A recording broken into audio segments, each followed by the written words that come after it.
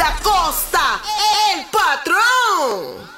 Salut, c'est Alex Da Costa. Alors pour ce deuxième épisode, on a fait connaissance. Dans le premier épisode, j'ai 15 ans et il m'arrive cette illumination après cette boum. Mais quand on n'est pas le fils d'eux ou le pote d'eux, comment est-ce qu'on fait pour démarrer ce métier-là? C'est ça qui est important.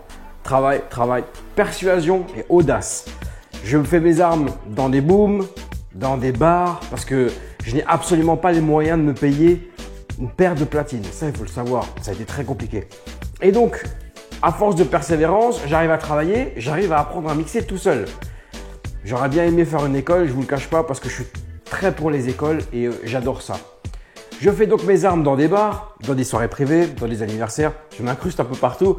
Partout où il peut y avoir une paire de platines, de la musique, je m'incruste pour apprendre. De fil en aiguille, avec de l'audace et un peu de chance, j'arrive à me retrouver aux lumières d'une toute petite discothèque qui se retrouvait au centre-ville de Mulhouse et bizarrement à 50 mètres de chez moi. Et là, pendant 3 mois, le DJ résident, il me dit « Viens, fais les lumières ». Moi, j'étais comme un fou. À 19 ans, je faisais tchouk-tchouk sur les lumières. J'étais comme un dingue, quoi. Et puis, après 3 mois, le DJ un jour me dit « Alex, ce soir, tu vas mettre les slows ». Ouais, parce qu'avant, à l'époque, il y avait des slows. Un mois après, il me dit « Alex, tu vas mettre une série reggae après les slows ». 6 disques. 6 disques. Je vivais toute ma semaine pour 6 disques. Et j'étais comme un fou. Bien sûr, je t'ai payé 0. Mais c'était pas grave. C'était que du kiff. C'était une passion pour moi. C'était un rêve qui se réalisait.